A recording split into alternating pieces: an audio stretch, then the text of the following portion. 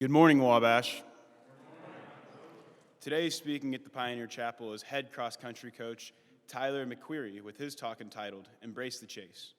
Coach McCreary is in his third year as the head cross-country coach, associate head track and field coach at Wabash College. He has coached 6 NCAC champions, 16 all-conference athletes, and 2 NCAC Runner of the Years.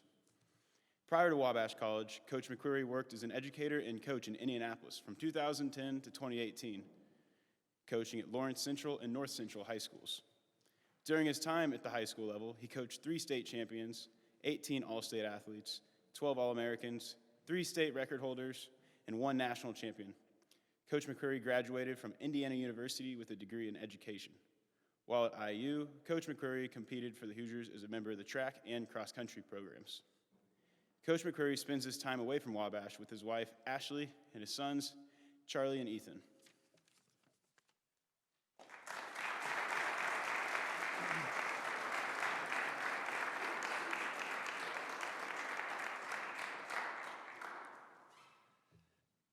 Good morning, Wabash.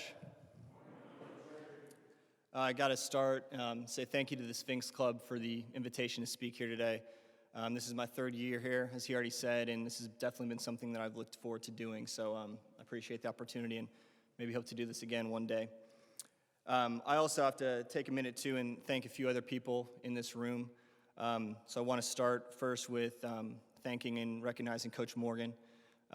As you guys all know, Coach Morgan is an incredible coach, mentor, person, and I'd say even more than any of those things, a great friend. And if Coach Morgan hadn't believed in me back in 2015 and didn't recognize my love for the chase, I wouldn't be here today. So thank you, Coach Morgan. I also want to thank the Red Pack members, past and present.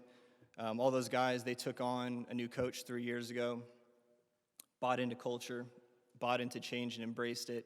Had they not done that and embraced the chase throughout all of this that we've been doing, we wouldn't be where we are today. So thank you to all of them.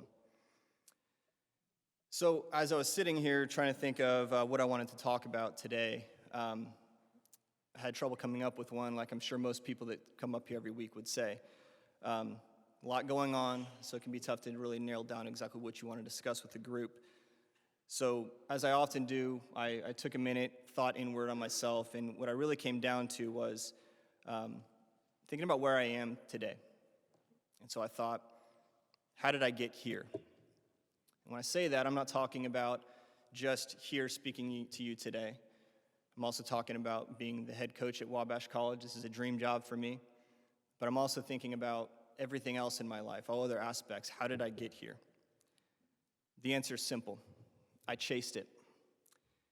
I chased it with vision, desire, creativity, strength, courage, love, and maybe above all, support from others. But I also chased it in spite of struggle, pain, fear, uncertainty, setbacks, and loss. It can be really easy to forget why you are where you are. So, for example, how often do you guys stop and think about how and why did I get to Wabash College? What am I doing here? What led me to this place? And I'd imagine when you guys are 35 years old, I'm not there yet. I still got about another month before I hit that age. You'll be in the middle of your career, maybe have a nice wife and some amazing kids. But very rarely will you stop and think about how did I get here? And you definitely should. You should always think about that. Fairly new here, so a lot of you don't truly know me, which is why I'm glad I'm here right now. So I want to tell you a few things about myself. The first thing is this. I love it here. I absolutely love it. My wife always laughs because whenever people ask me, so hey, what do you do for a living? She says, Tyler, you literally light up when you tell people what you do for a living. It's the same thing when I come home from work and she asks me about my team or how practice went or how's recruiting going. I sit down and I talk about, hey, this guy's really ready to run fast, or I'm talking about how excited I am about a potential recruit. And I know I'm doing it. I know I'm lighting up because I can see her. She's staring at me, and then she just starts smiling, this big smile, and I think, oh, crap, I know I'm doing it again. All I want to do is just tell you about my day and not feeling like I have to make a big deal of it. But men, that's an amazing thing. I'm blessed. But I didn't get here by accident, and God knows none of this was easy along the way, not one bit of it. I'm here today because I embrace the chase. It has shaped my life, and it's the core of who I am as a person, and it can be for you too. So I have to tell you a story of mine. As painful as it's going to be for me to replay for all of you today, I knew I had to tell a personal story of me embracing the chase. And I have a lot of them, but I knew I had to share this one because this is how I truly learned this incredible life skill that I needed for the rest of my life. Oddly enough, I learned it by accident. So here we go. Bear with me. I was in 8th grade. My dad had taken me to the 2001 IHSAA state championships. My dad ran track and field for Miami University, so he shared my love for track and field. So we just sat down, enjoyed all the events. He was a hurdler, so he took particular interest in the 110-meter hurdles. So we would talk about the events, but I could not wait for the 1,600-meter run. That was my event. So we get to that race, I'm watching it, enjoying every minute. It was an amazing race. The whole time, all I can do is think about how good these guys are, but I'm picturing myself in the race, making moves, responding. More importantly, I can picture myself winning that thing. Then I got to the podium ceremony, and I saw that guy getting his blue medal, winning a championship. And I knew in my mind, I want to do that one day. My dad must have seen my gears kind of turning as I was watching the race and going through all this, because he turned to me and he said, not to put pressure on your son, he said, is that going to be you winning this one day? I immediately responded, yes. By my senior year, yes. And there it was. There was my North Star. There was my ultimate goal that I wanted to achieve. Now, obviously, I didn't expect to go into my freshman year that summer and walk into Lawrence Central High School and dominate the state of Indiana right away. I was smarter than that. I knew I was probably going to have a couple years where I was going to really get my butt kicked for quite a while. But I was going to have to learn, build, develop, and have patience. But I was going to get there one day. I knew that if it happened sooner than that, of course I'm going to take it. If I win a championship my junior year, I'm all about it. But I knew senior year, that's going to be it realistically. So I was realistic with my goals. I aimed high. So what did I do? First, as an 8th grader, I knew I had to show up. I had to train every day. I had to take care of my body. That's diet, sleep, recovery, and I had to learn along the way as well. But above all, I knew I had to trust in my coach, and I knew I had to get the work done. I had a great coach, and I felt like if matching my talent with my desire with his coaching, I can make this happen. I missed one practice in high school, one. I remember it vividly. Sophomore year of high school, we had summer practices 6 days a week, Monday through Friday, 6 a.m. practice. Imagine that as a high school student. One morning, like we often do, I think I woke up when my alarm went off, and I hit the off button without even knowing it. Until about 7:15 in the morning, I wake up, and you can all appreciate the feeling of waking up knowing you're late. So I woke up in an absolute panic. So I know I missed practice. I got to pick up my phone and call coach. There's only a couple of you in here who know Mike Holman. He is an all-time great coach, my greatest mentor, but he scared the living hell out of me all the time. So I'm going to pick up this phone, and he's going to rip me to shreds. Luckily for me, coach knew that if McCreary missed practice, probably had a good reason, or something random happened, and he just said, get your run in today, and then we'll see you tomorrow, and just kind of laughed it off. Even with his good response, I never let that happen again. Next part, I knew I had to have courage. Courage to do what needed to be done at all times, and to stay true to myself. I knew as an 8th grader that as I was going into these next 4 years of high school, I was going to be going in a very different direction than a lot of my friends that I grew up with. It doesn't make their direction wrong. It just meant that I was choosing a very different path, and I also recognized the sacrifice in what I was going to be doing. I knew that I'd be coming home from Friday practice and school. I'd eat a good dinner, go to sleep, wake up at 7 the next morning, have a hard workout with Coach Holman, spend my day Saturday doing whatever it is I was doing Saturday, get to sleep early, get a good rest, wake up Sunday, recover, whatever I needed to do. Repeat. I wasn't going to be going out Friday and Saturday night, staying up till 1 or 2 in the morning. I definitely wasn't going to be getting into drinking or anything like that. I was going to take courage. I was going to take courage to stay true to myself and continue on with my goal. I need to have courage to do what needed to be done. Here's the other thing I did. I set a goal for myself. I said I want to be the #1 miler in the class of 2005 at the end of every single year.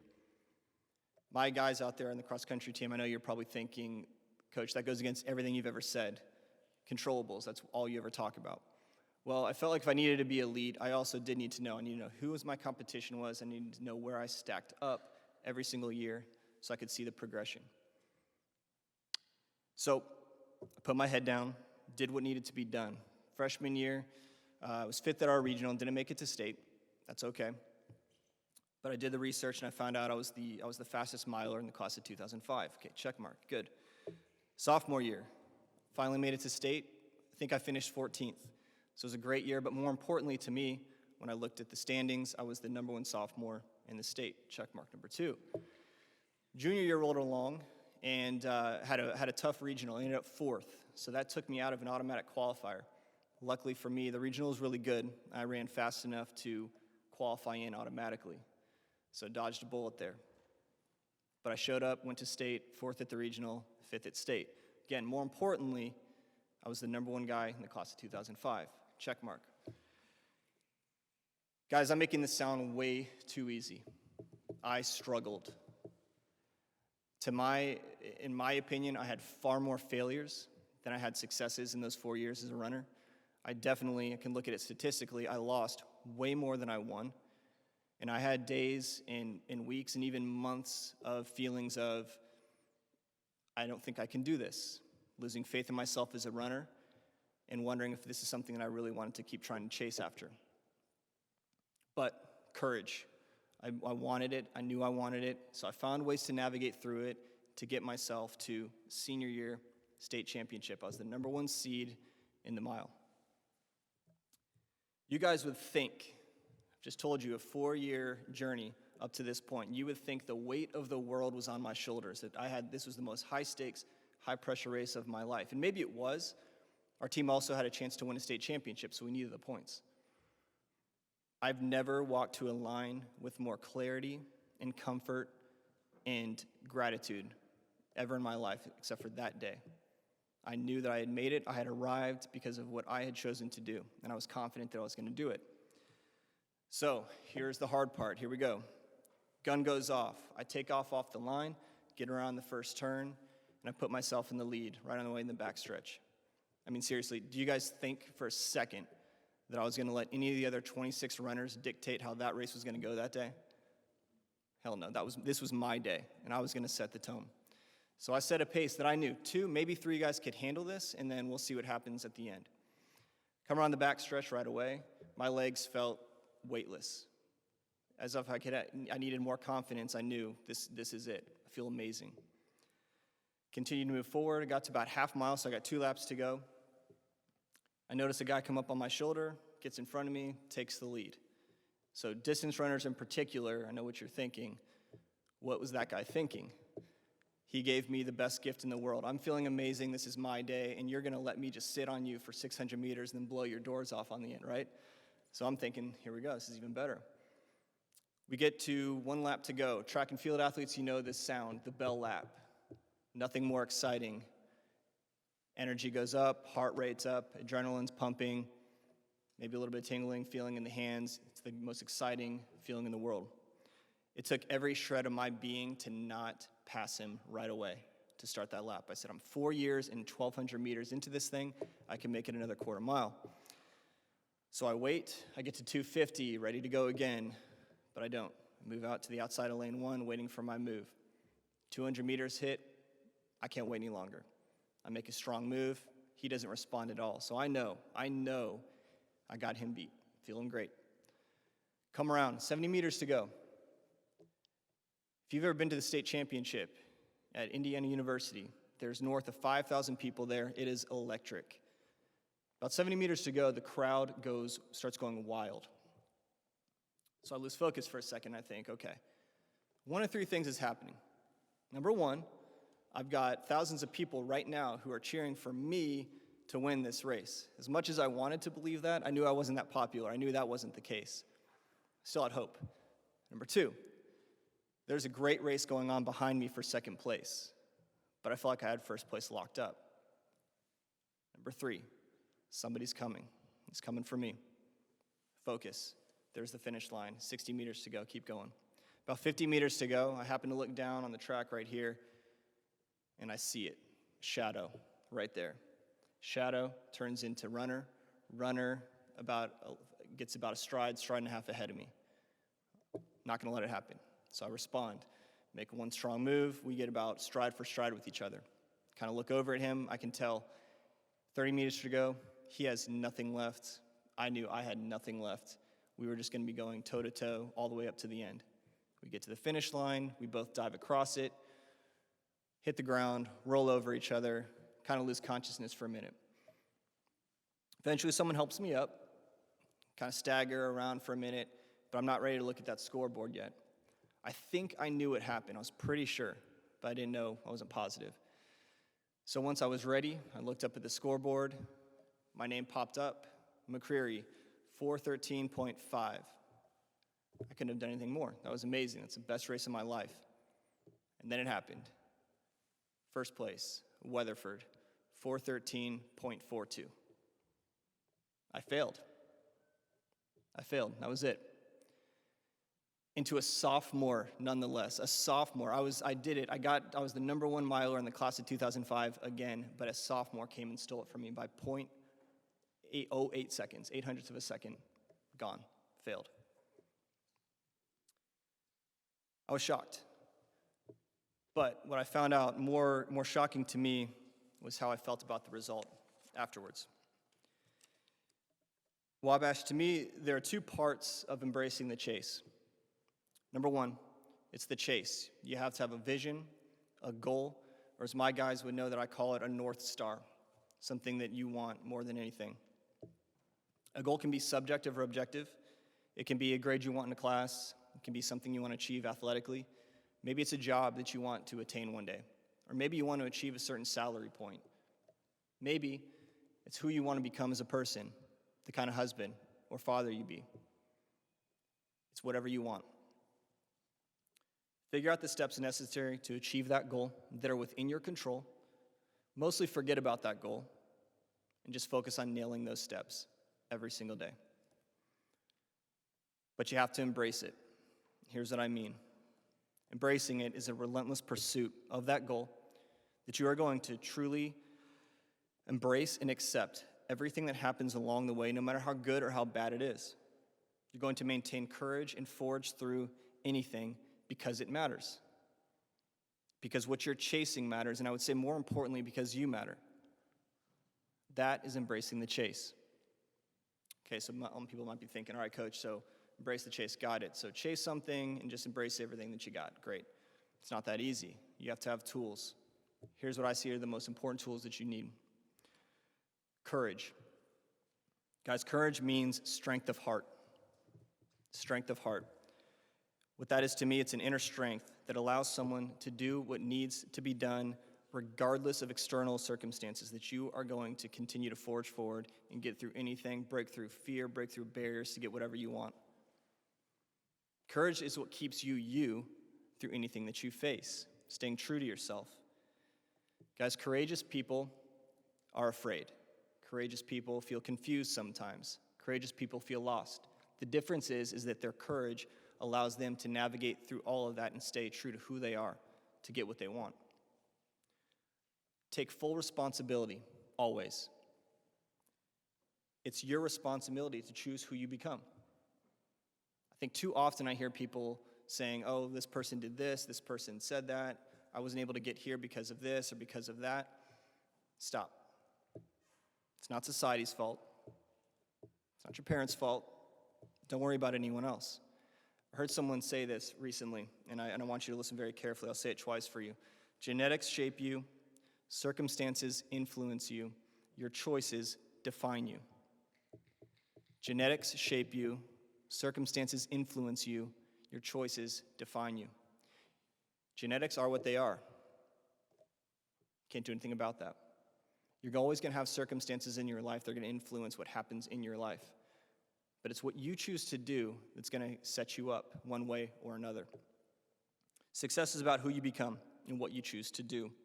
You have ownership, and I would say this, if you're going to fall short being the best that you can be. Prepare for adversity. I think you guys get a lot of people talking about adversity, but not truly what adversity is and how do I navigate adversity. Who wants adversity? Some people want it. Who's going to get adversity? Everybody, right? Who benefits from adversity? Say this, it's the people who have a plan and who embrace it. Here's what I see. I see adversity as being a barrier to people who are less committed. That's all. All of us are going to face adversity. It's never going to change. But adversity is a barrier that's going to keep some people out, those who are less committed and who have less courage than you. You have to embrace adversity, make a decision on what you're going to do to face it, and move forward. But have a plan. My guys on the team, we say E plus P equals O. That's your event, plus your perspective and a positive attitude equals the outcome. So we're always going to face something. So how do you perceive it? How are you going to get around it? Because that ultimately is going to decide what the outcome is. But that's on you.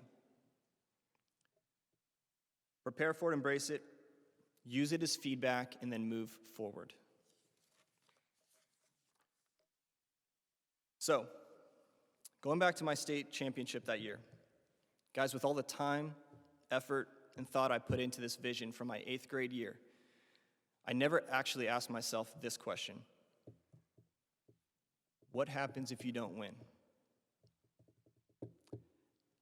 Guys, I love to win. I love it. It's my favorite thing. Winning can mean a lot of different things depending on the circumstance, but I love to win. And I hate to lose. I'll admit it. Sometimes I'm a bad loser. And I definitely was in high school. So much that I would say this. If I had actually asked myself that question any point in those 4 years, I would have said to myself, you better win that race. Because if you lose, you are going to absolutely spiral. You will spiral.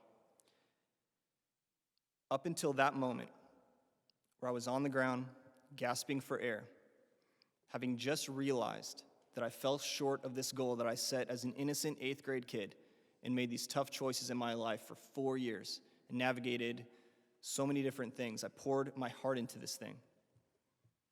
I had never felt so much joy in all my life.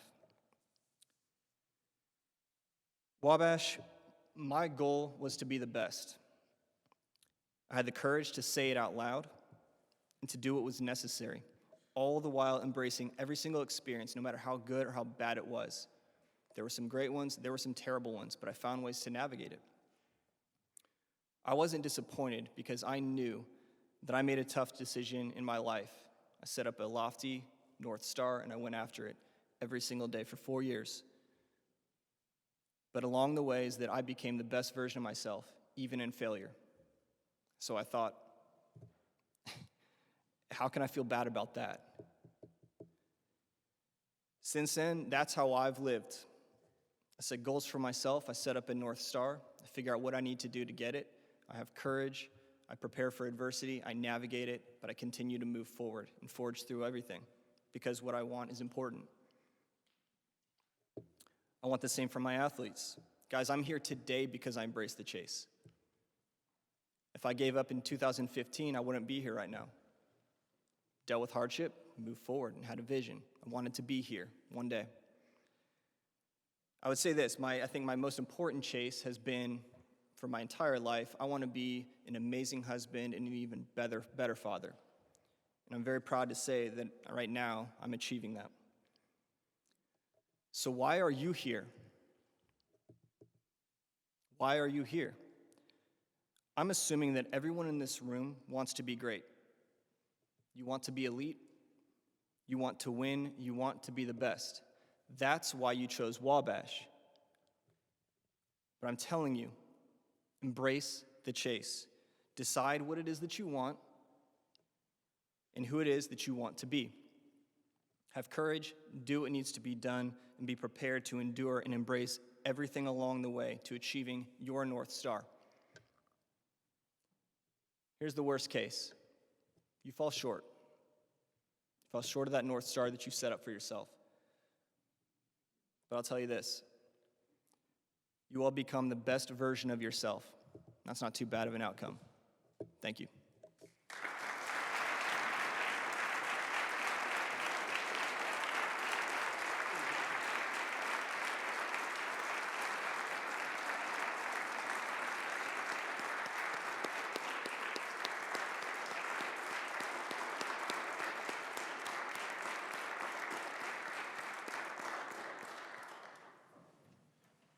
Few quick announcements to end today's chapel talk. Saturday, Wabash basketball hosts Wittenberg here, and then Sunday, our volleyball team hosts a doubleheader with Fontbonne.